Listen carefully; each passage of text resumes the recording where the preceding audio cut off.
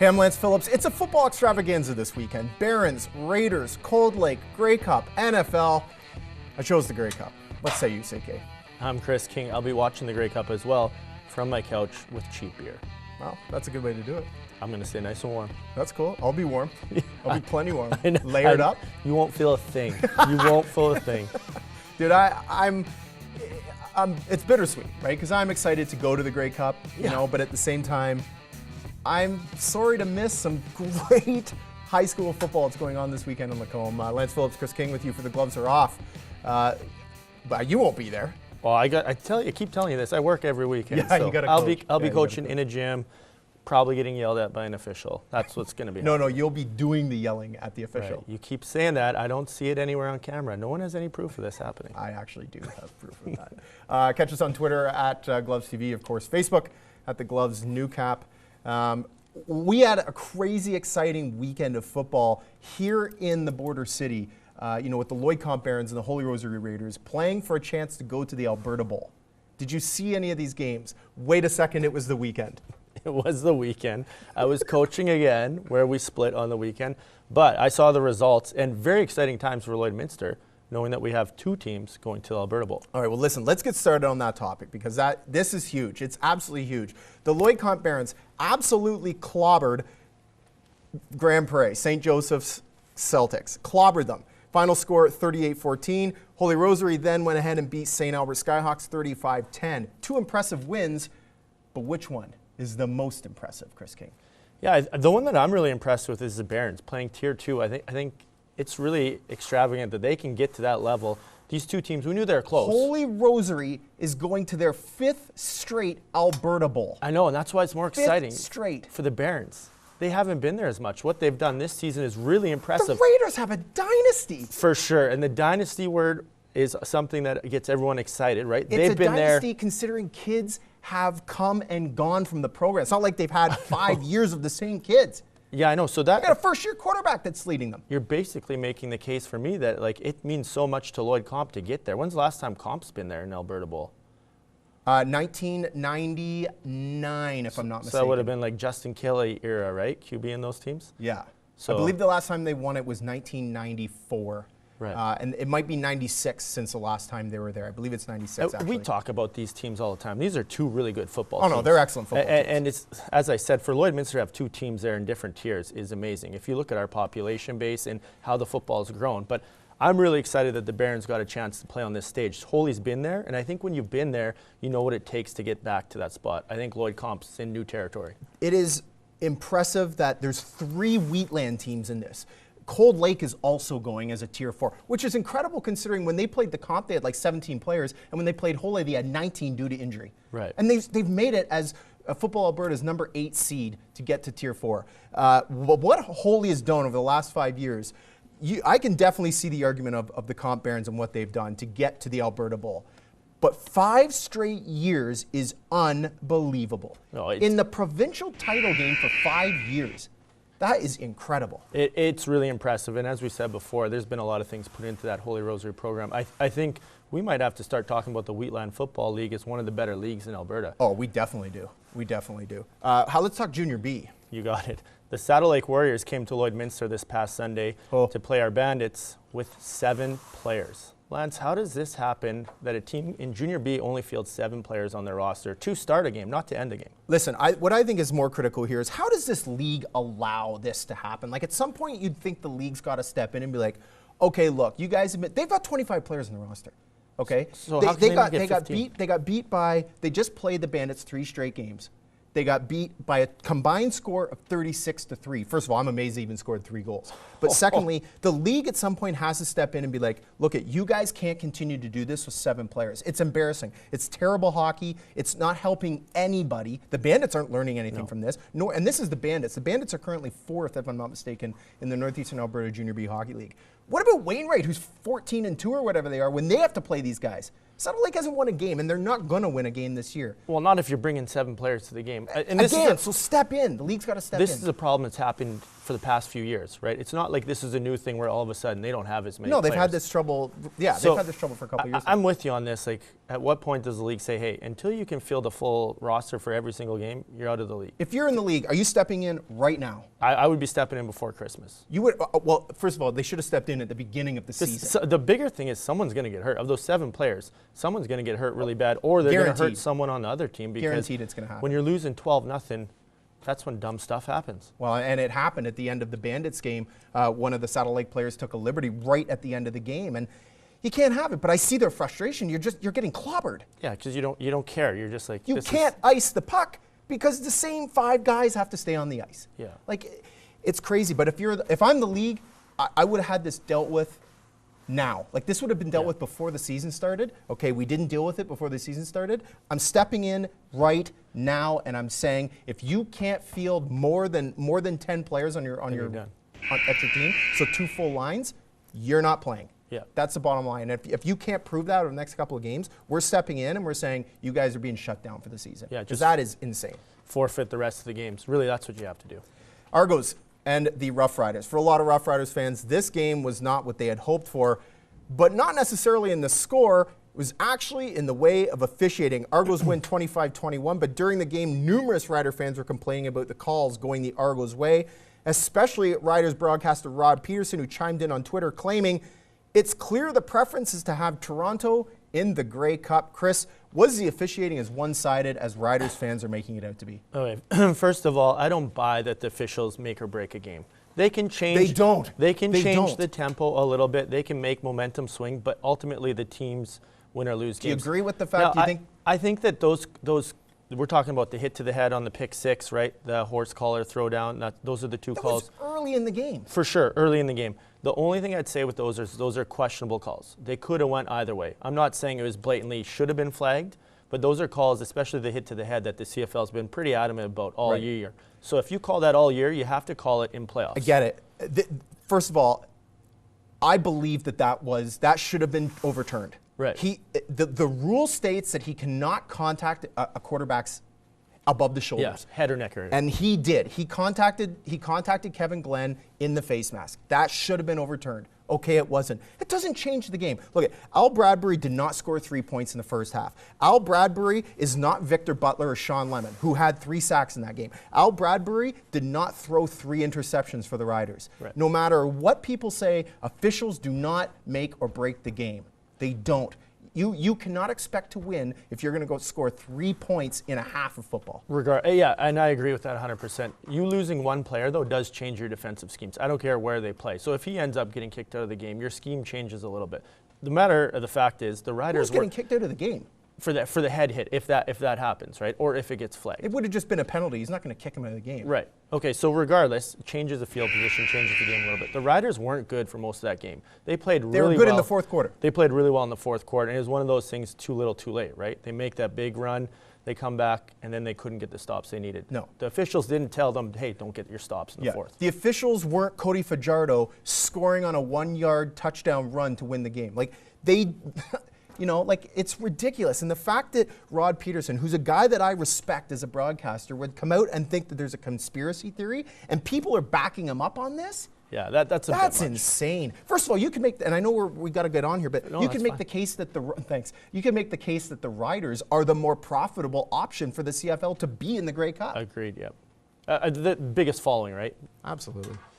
In the Western Final, we had the Stampeders versus the Eskimos, and what turned out to be a really close game. We were overshadowed a bit by what could have been one of the poorest play calling we've seen this year. Lance, give me your thoughts on what happened down the stretch with the Eskimos and Moss.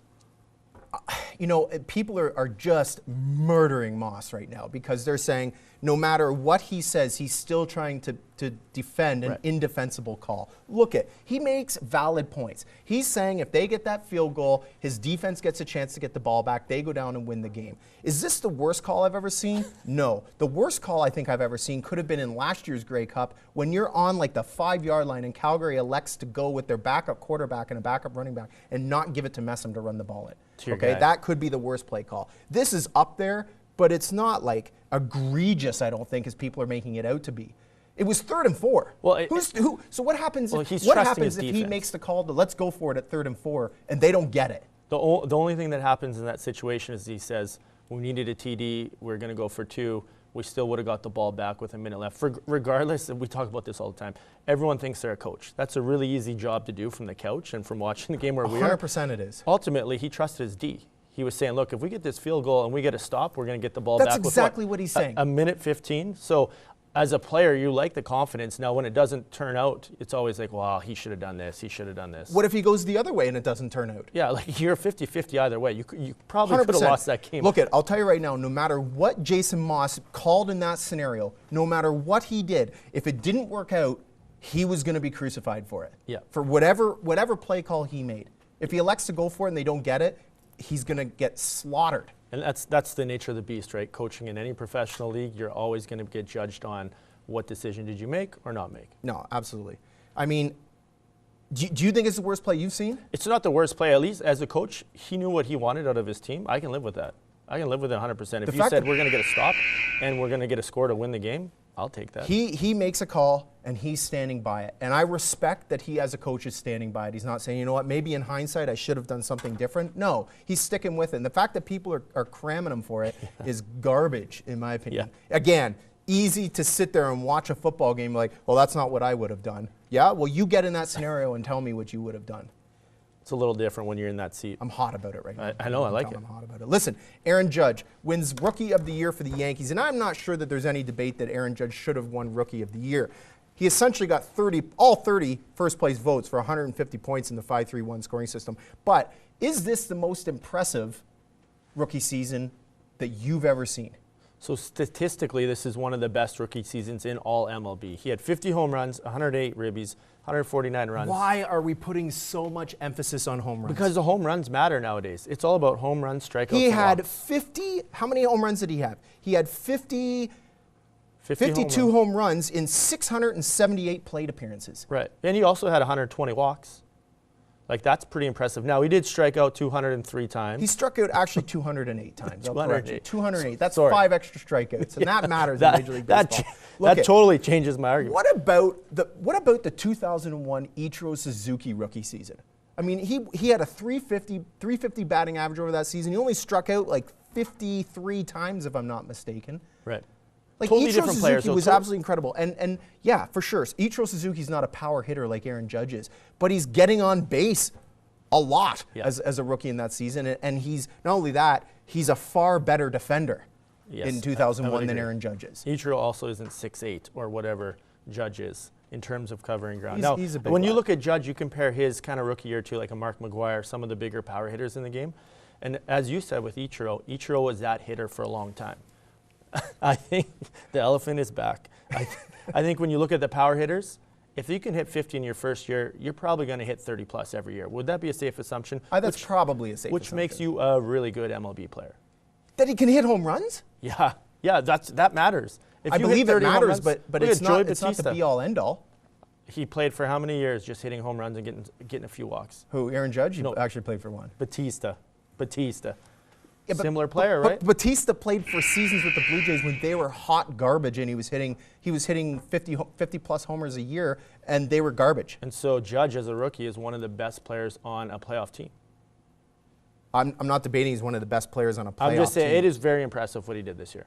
Okay, I will go with you on that. The NHL has handed Radko Gudas, I hope I said that right, a 10-game suspension for slashing. Did the NHL get this right, or should the suspension have been 40 or 50 games? I am a big advocate for suspending. If players are going to make huge, egregious errors like that, and that's what I would consider an egregious error. Slashing someone on the neck? On the neck. And, I'm a big proponent of, hey, you need to suspend these guys for as long as you can. But here's the thing a lot of people don't talk about that I think is important in this.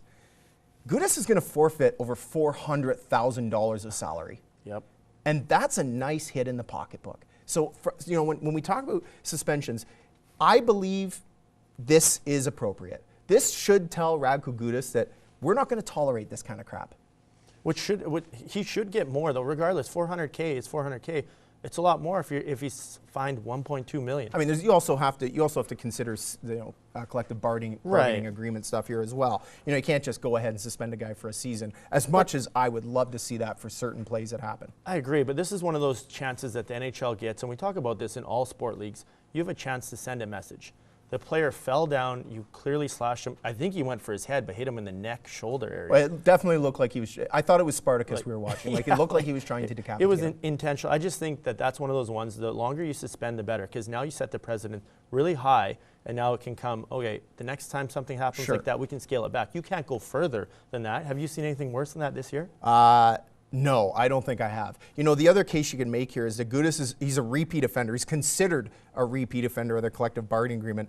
And so maybe the fine could be stiffer. Or maybe not the fine, pardon me, the suspension could be stiffer. Again, I've stated this 100 times. If they want to suspend him for 30 games, I'm good with that. If you want to suspend him for an entire season and you can't do it, but if they could, I'm good with that. You have to do whatever it takes as a league to say, this isn't acceptable, we want this kind of crap out. And ultimately, you hit him in the paycheck, and you hit him in playing. 400K is a pretty good start. I mean, we'll say that for sure. I mean, that's. I think that's a great start. It's not the perfect solution, but it tells a lot of players that if you're going to do this, we're going to hit you where it counts. Yeah. Albert's next. Honestly, you're going to love the segment, loaded with vids, and there's some classics. I'm excited.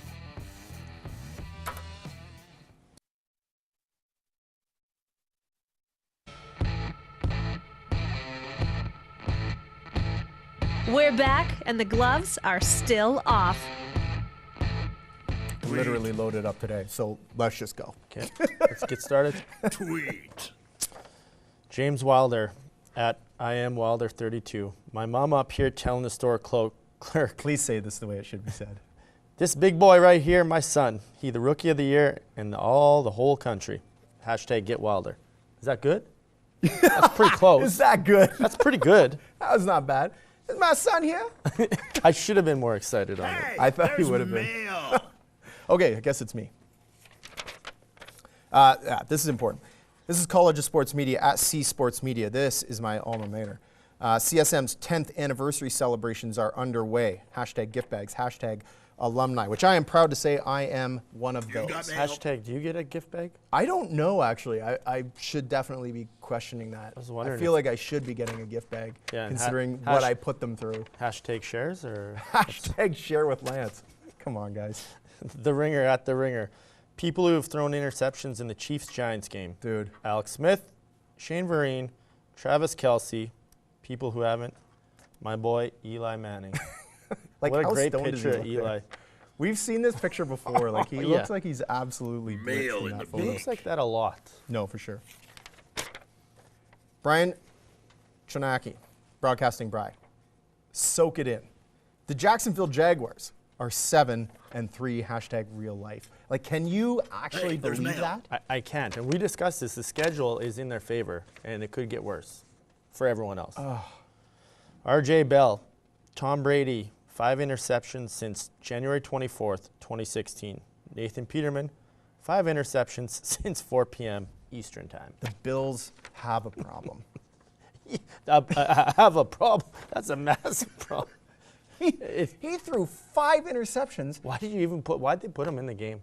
Because they benched Tyrod Taylor. I know, but yeah, great. Now you can't put in the backup. Oh, you got to put Tyrod. They put Tyrod back in. I know, but after that kid's done for life. All right, what do we got here? Future CFLer right there. Okay, so this was incredible for anyone who didn't actually see this. Chance the Rapper just won this season of SNL. Your impression of the game so far? Well, Dale, the story of the game is one of the main guys on the Rangers. This is unbelievable. Don't know how to say his name. It has like 30 letters in it. None of them are vowels. He's playing great, which is crazy because he got in a full fist fight in the first minute of the game. How good is this? But hey, as they say in hockey, I've hung out with guys that have the same Let's take do that on hockey. A T-shirt came out saying, let's do that hockey. Just kidding. I know, Christmas present coming my very way. cold, rinkside, Rangers versus Oilers. Now, Laz, I want to talk about this Ranger offense. You should do that. Like, how good was this skit? It was They amazing. came out of the box with an aggressive offense we haven't seen from them in a while. That's what's up. From down there on the ice, who do you think really made a difference in the first period? Definitely the hockey players, Chrissy. Like, how good is that skit, really? It's awesome. SNL is great, but this is one of the best sports scenes I've seen. Unbelievable. The best part, so some guy tweeted after the fact and said, that skit was terrible. That guy didn't know anything about hockey. That was the best Is hot this take guy, on like, hockey. actually, is he functioning in real life? He probably thinks that this is a real deal. Like, that's a funny skit. There's mail. And for Chance the Rapper to pull it off, Unbelievable. impressive. It's unbelievable. Let's roll on another video I think you're going to like a lot. At Pete Blackburn. This is Yeah. an impressive level of nonsense. Our guy, LeVar Ball. Yeah, this is unbelievable. Are you going to say thank you to me?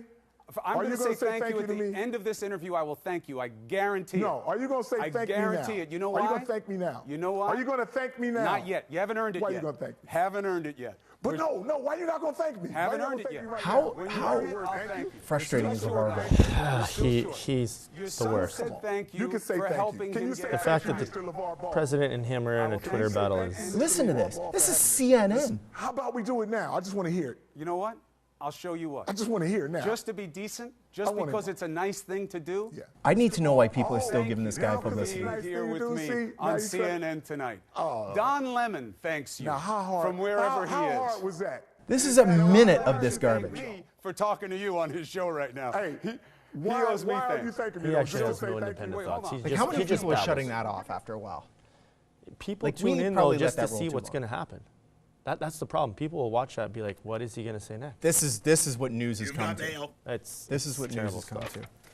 to. Okay, so I'm a big Pete Blackburn fan just because I think he's got a lot of really great stuff out there. So NFL Week 11 celebration grades. Does Deshaun Jackson's imaginary car have manual windows? He does actually roll them up. Yeah, that's awesome. It actually looks like he's on a motorbike the way he turns there. I don't know many cars that have that tight You've got turning radius. mail. I had a few cars with roll-down windows. Had to do it quite often. At Juan Bus. Can someone explain why the Japanese game show Slippery Stairs hasn't made its way to our part of the world yet? This is unbelievable. I think I watched this 10 times. What are they covered in? Like, look at how shiny they are. I It thought looks it like was they're covered in lube. I thought it was fake at first when I saw it, and then I watched the whole clip. I couldn't get enough of this. Listen to the play-by-play. The best part is that the one of these guys is near the top. Like, he gets up near the top and then bails. I love how careful they are. Do you remember some of these game shows that, Oh, that yeah. used to happen in Asia? Like Yeah. what was the other one? It was like, CMX or something? Or yeah, where they got knocked down and yeah, stuff with like Captain that. Tennille. They do game shows right. Like, Look at this. Look at these guys. okay. My whole next morning, I'm going to be watching that. I'm going to be watching it all morning. Okay, so this is Vince Mancini at Film Drunk. Doesn't matter how many times someone retweets this into my timeline, I'll watch it over and over and over and over and over and over and over and over and over and over again, and he is talking about this.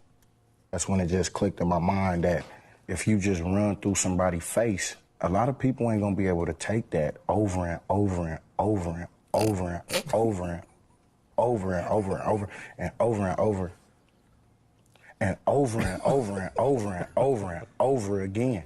They just not gonna want that. It's unbelievable. Hey, there's Marshawn is a beauty. He is like nothing else. Have you seen his reality show? No. He says stuff like that quite often. That's not him putting on a scene. That's him legit. Yeah. At Darren Rovell. Tried out for the Astros. Asked not to come back. Came back. Are you sure? I just want to get the chance, he said. They signed him for $15,000. Played 7 years in the MLB. Won the World Series. Named National League MVP. Jose Altuve. Case study in grit. It's an amazing unbelievable. story. It's Evan Gaddis-like. Yeah. Except for he's 5'5", not a 6'5". Monster. Hey, there's Basically, mail. monster. It's impressive what this guy did over the course of this, not even this season, the last couple of seasons. It's he's unbelievable. He's been so good. on both sides of the ball. That's the thing that Yeah. really impresses me. He hits and he fields well. He's not just a one-trick pony, as the cool kids say. James Hollis at Snotty Drippin. Honestly, the guy's Twitter handle is unbelievable. Okay, so this goes back to a tweet from Connor Letourneau. Durant, we didn't want to lose this game, especially to Joel Embiid. He would have gone straight to Twitter and started talking, you know what? Yep. Katie and co really started playing hard so they wouldn't get cooked on Twitter. This league is the greatest. It's true. 100%. NBA is all about Twitter. And Embiid's Twitter game is as good as any pro athlete I've seen. A lot of them are good, but yeah. his is especially good. There's no question. What do you got? I got at Brett Taylor. I am crying. The Weather Channel set up for a live shot of the Georgia Dome being imploded at the perfectly wrong time. Listen to the audio on this, though. That's the best part. Like, what are the odds of this actually happening? listen to the absolute profanity. Get out of the way, guys.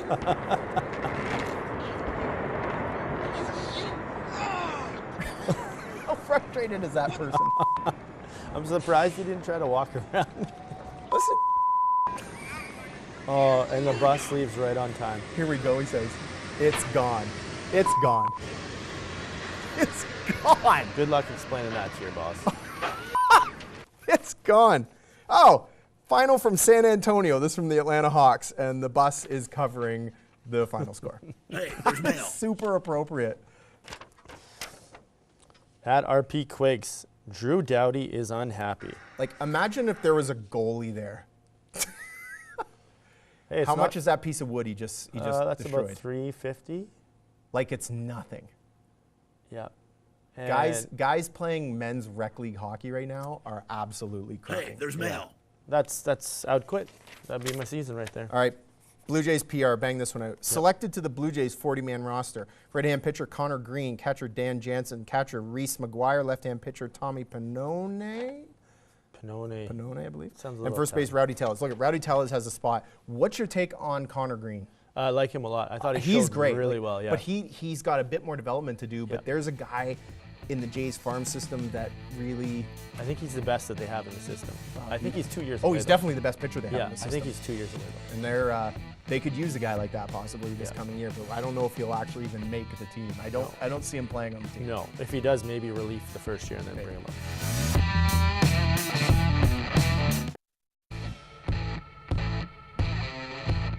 We're back. You can keep your gloves on, but ours are off. Hey, listen, Farhan Lalji tweeted that almost 6 million Canadians, watched the East-West Finals, some of it in some portion, which is a 115% viewership increase in the GTA over last year. That's pretty good. That's huge. Actually, yeah, I read it was the highest rated in a long time. And it's awesome, right? I mean, in a market, as much as people, especially out here in Saskatchewan, people say they don't, see how I said win, they don't. And Alberta, Saskatchewan and Alberta. They don't like Toronto. Toronto's still a huge market for this league, and it's a team they have to have. You can't not have the Toronto Argonauts. It's the oldest North American sports franchise. You can't not have them in the CFL. I think you always need the big markets, right? And you need them to be successful for any league. 100%. Listen, of course, Kinger is here. Well, he's here all the time. Yeah. So let's go to bold predictions. Let's do it. Not with Kinger, because you're here. So But bold Kinger's bold predictions. This is bold predictions. Okay, bold predictions. With Kinger, because you're here. Right. You're first, my man. I think so. Okay. The Boston Celtics have won 16 straight games. You know I like talking about the Celtics. Yeah. I have them winning 21 straight games before they lose. 21. That's bold. That's bold. I finally got a bold out of you. You had some bold ones, but that one's bold. 21's a lot. They just seem to do whatever they got, like anything to win. They're in games they should Every lose. team does anything to win. No, win. but like they're in games they should lose, and you see like schedule losses like back-to-backers or travel days, and they still come out winning. What does those that games. mean? They're in games they should lose. So like if you play back-to-back on a team that's fully How do rested, you say that that's like a against- scheduled loss. How do you say that to a team that's won 16 straight games? I don't, like if you look at your schedule through the year, and Golden State's, they've came out and said this.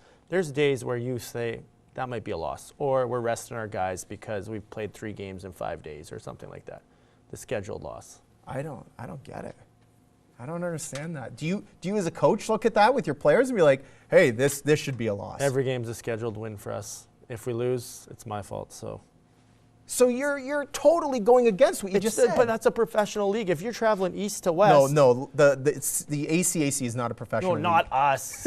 Come on. I'm talking NBA. There's certain games where you know you're up against it. All right. There will be a major coaching debacle in the Grey Cup, as there was in 2016. Is that not bold, or is that bold? I think it's a bold prediction. I mean, we've seen a coaching debacle in the CFL playoffs for at least the last 2 seasons. Those are pretty good coaches. I think that's going to be a well-coached game. I think the teams are going to be prepped well. I don't think we're going to see anything that people are going to be Dave Dickinson made a fairly substantial coaching debacle in 2016. So you've got the best running back in the league, and you don't run him when it's like first and or whatever it was, 3rd and 5 or whatever they had there. I forget what they even had. I seem to remember that happening in an NFL Super Bowl as well. Not running the ball. It happens. It happens. And I don't know why that stuff happens, but it does. We got something coming up about Pete Carroll here in a minute. Okay. So we're going to stay on my bold predictions here. We have the Oilers winning 8 of their next 10 with a huge road swing coming up. So that'll put them right back into form. Doable or not? I mean, who are they up against? They got a couple against Toronto. They got Arizona. Those Toronto games aren't going to be easy. No, but I think that's the team that matches up. They match up well against. I mean, they got the Red Wings. They got the Sabres. The Sabres are a team that they can absolutely beat. The Blues, the Blues are next. Blues aren't next. Sorry, Red Wings are next. Sabres, they have Bruins, the Blues in there. Coyotes, and there's some winnable games in here. You saying 8 of the next 10? 8 of the next 10. Yeah, there's no way. Okay. Well, the game that I'm looking forward to is Saturday, December 2nd, when they play the Flames. Yeah, that's always a classic, the Battle of Alberta. Hot. And this year, it's even more so because these two teams, although the Oilers aren't having the season they want right now, they're going to. Yeah. The Flames are. Yeah. The Flames are having a good season. Could be on 2 different parallels here, these guys. Yeah, maybe. Okay. Ricky Ray will retire at the end of this season, regardless of what happens in the Grey Cup. Yeah, Ricky Ray is what, like 50 years old? Ricky Ray is borderline dead. They actually have a grave dug for him. No, I'm just kidding. Ricky Ray is 38, if I'm not mistaken. 37, 38 years old. And he's playing the CFL how long? Like 65 years. Like the thing about that guy is when you play in the league, you just get comfortable. He makes the right reads, makes the right plays. Like I venture to say the best that we've seen from start to finish of his career. One of them, for sure. One of them. Top 2 or 3, I'd say, yeah. And this year's been a rejuvenation for him. I mean, that's because he's worked under Mark Trestman. Scott Milanovich was a disaster for him last season. Mark Trestman's been fantastic for his career. I still believe he's going to retire at the end of this season, no matter what happens. I think you're probably right on that, unless he finds the Tom Brady fountain of youth and continues to push out green milkshakes. I would expect, and to some degree, hope that opens the door for Cody Fajardo to step in and show what he can do. Because there's a kid who he's got some ability. The kid has some ability. But you always need the playing time to prove it. You have to get out there enough to prove it. For sure, and they're just not getting it this year because Ricky Ray's been healthy. Yeah, that's true. UCLA suspended 3 basketball players last week, LeAngelo Ball, Cody Riley, and Jalen Hill. Will the school... I'm boldly predicting that the school will uphold the suspension for the year. Now, everything that I've read, it seems like they might let these guys play this year. They got caught shoplifting in 3 stores in China. Right. And according to President Trump, avoided execution. Yeah, Trump saved the world. Yes, of course. Right? So obviously he's going to take credit on Twitter for it. Avoided being executed in China. Yeah. Should these guys play or not? No, well...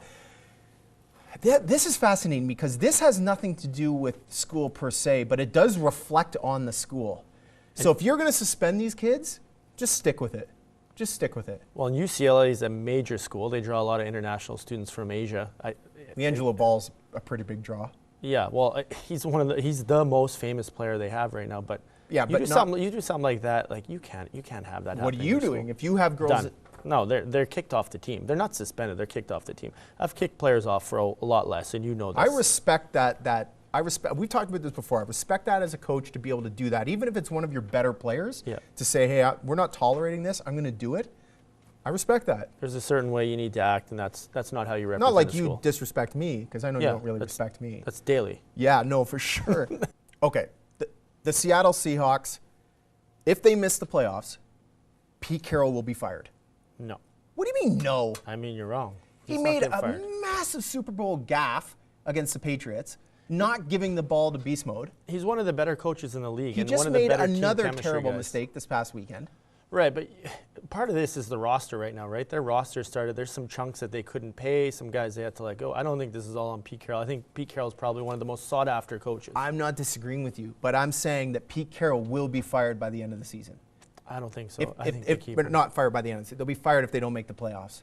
I think It's pretty substantial, man. The Seahawks. I think you keep him around. If Pete Carroll gets fired, he is hired the next week by someone. In the same situation, right? All The these Patriots, when Bill Belichick retires, as you so put it? It's happening. It's not That's happening. going to happen. It's not happening. All right, real quick. I Okay. think we got time for one more. Carson Wentz, MVP of Okay. the National Football League this year. I don't know how I argue that. I'm not really sure. They're 9-1, man. Dominating. They look so good. I watched them the other night. They I look wonder really if good. the LA Rams wish they'd taken them first. Oh, taken it's- him first. It's one of those things looking back. Should have, would have, could have. That was probably a fatal mistake by the Rams. I would have taken him.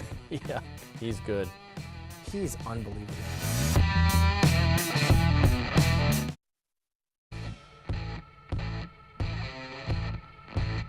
If you can't score, you might as well drop the gloves. Lance and Chris with you. We're going to do a little winner-loser segment.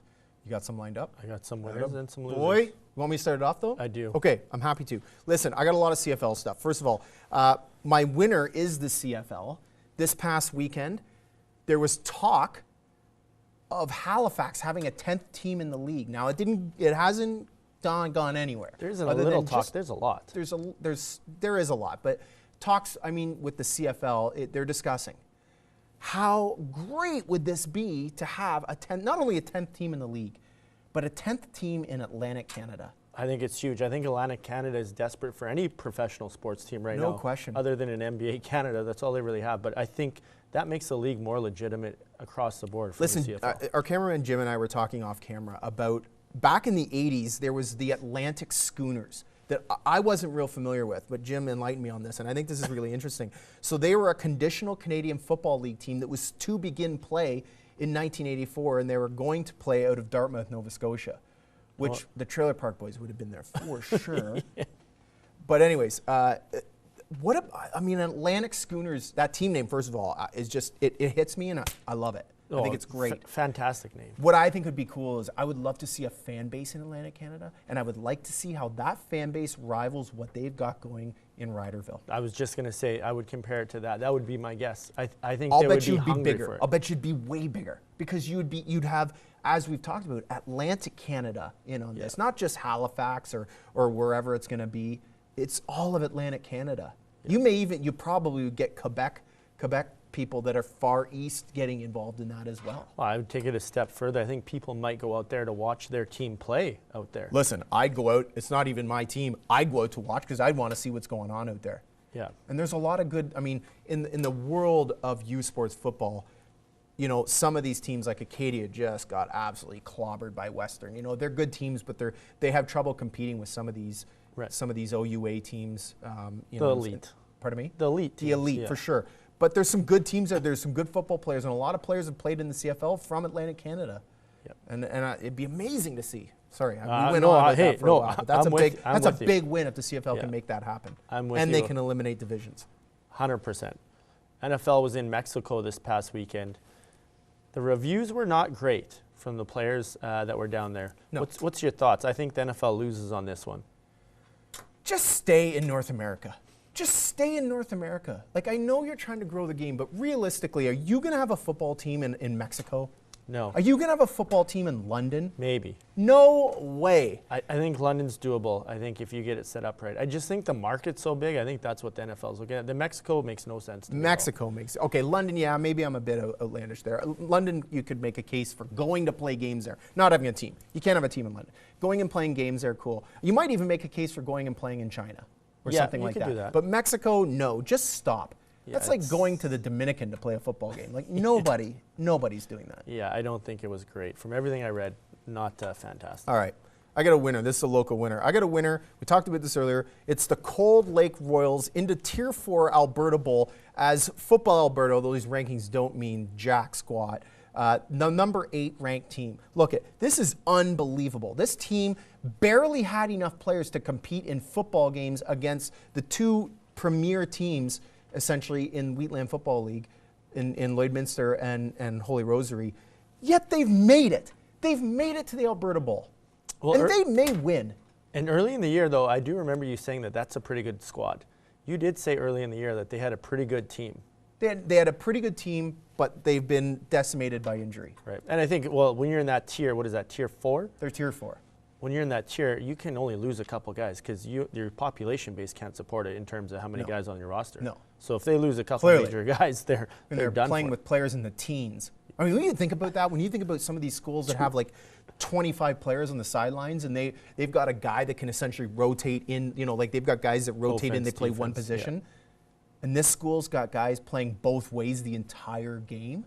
Ironman football, that's what you do with farm kids. Good on Cold Lake. Good on you guys. I think it's impressive what you've done. I hope you go get them in Lacombe, and I hope you come out with a win because what you've gone through this year is flat out impressive, and they are winners. They're winners no matter what, just getting there. But that's unbelievable. It's huge. Neil Yakupov has 9 points in 19 games at Colorado. That's the equivalent of what he scored all last year. Is this a winner pickup or a loser pickup for the Avalanche? I don't know is the answer. I don't know if this is or it isn't. I mean, you could probably make a case for going both ways on this because he's a bit of a loser himself. Right. But I think it's a win for Colorado, especially considering they just got rid of Matt Duchene, who's a great guy in the locker room. How's Duchene working out right now? Yeah, he's not on pace for 30 goals with the Oilers. So the same thing, though. Yakupov is extremely skilled. We know this, right? He complained about being in Edmonton. He wasn't getting played enough. His agent was really upset about it. You have to take a flyer on a guy like this. If you're Colorado, why not? If he ends up being a 20-goal scorer, fantastic. You're paying him $800,000 a year. Okay, not going to lie. I got one more.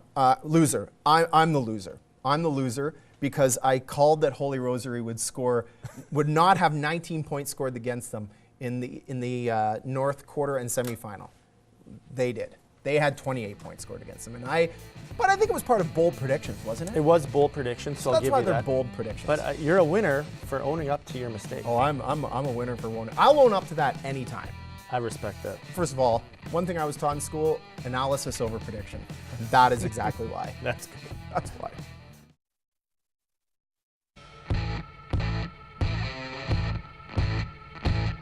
We're back, and the gloves are still off. Shocking. Not shocking. Not shocked. not shocked. Who's starting here, me or you? Yeah, go for it. All right. So we talked about this a bunch today. Are we shocked or not shocked that both local high school teams made the Alberta Bowl? Holy cow. I think a little shocked. I think a little bit shocked. And I think a little shocked from the Lloyd comp side. Holy Rosary, they were going to roll. I mean, St. Albert wasn't going to put up a fight against those guys. But a little shocked, and not because the comp isn't good enough, but because they just knocked off the best Tier 2 team in the province. Yeah.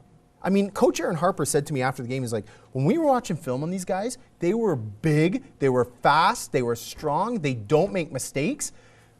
But the comp made them make mistakes. I mean, 5 fumble recoveries, 3 interceptions. Strips. One fumble recovery on special teams.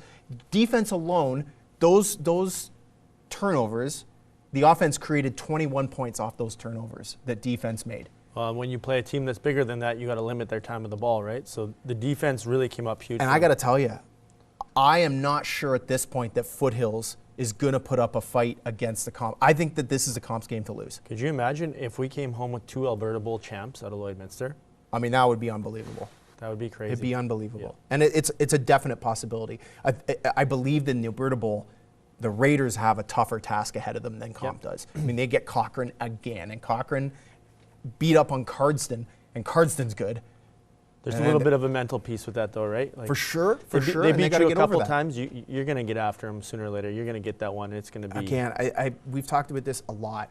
This is going to boil down to defense. It's going to boil down to what the Raider defense can do, and it's going to boil down to whether or not the Raiders can stay out of penalty trouble. If they can do that, and they can be great on defense, they're going to be fine. I'm excited for both teams. Oh, for sure. All right. The Philadelphia Eagles are 9-1. Are you shocked by this? I am shocked. I am shocked. That was my next one. How can't you be? I thought the Eagles would be, I don't know, 5-4-ish, kind of 5-5, like at this point in the season. 9-1. They're the best team in the NFL. Yeah, and watching them on the weekend, they're good all around. The offense is good. The D is good. They have so many options on O. Yeah. You're always hammering away at my predictions. I am. did make a prediction that one of the Rams or the Eagles would be in the Super Bowl. And I believe that may hold true. You got a good shot. As we said before, we should take that to Vegas, and we should have put that on them because that is a really good football team. Can you imagine if you did that at the beginning of the season, that the Philadelphia Eagles would be in the Super Bowl? I have or no would idea. Win even? I have no idea what the odds are, but I assume you would have made a mint on that. So Sidney Crosby starts the season, 6 goals, 10 assists in 22 games. Good for a regular NHL player. Are we shocked or shocked that Sidney's start is not quite up to par? He is tied for 64th in league scoring right now. He's tied for 64th in league scoring. And usually it's shocking is what good. it is. Okay, good. That's a shocker. Yeah. Shocker. Shock. It is a shocker. And It's all the cool kids listen to.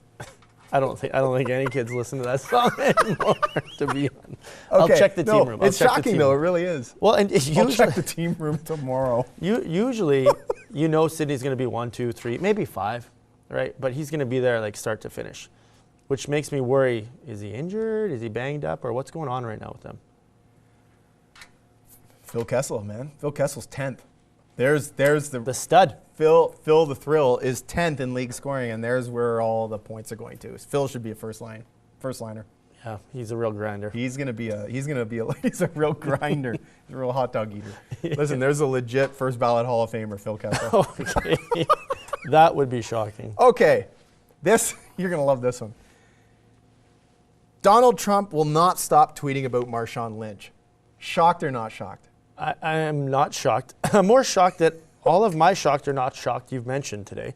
Not shocked at all. Trump cannot let anything go with anyone. He's getting in a fight with Marshawn Lynch, which that's not a fight you want to start. I have a theory on this. Okay, give it to me. I believe that Trump does this to take away distractions from things he's not getting done in office, i.e. Obamacare that he wanted to repeal and replace. He hasn't gotten anywhere close to it. He can't get it done, and he said he was the only one that can get it done. I'm not trying to speak politics here, but I am making a point that I believe he does this to keep people off of the things that he's not getting accomplished, which that list is lengthy, very lengthy. One of the things he hasn't got accomplished is he tried to be an NFL owner, and the NFL said no. I think this is part of his grief. The NFL will not let him in the old boys club, and it makes him mad. See you in 7 days.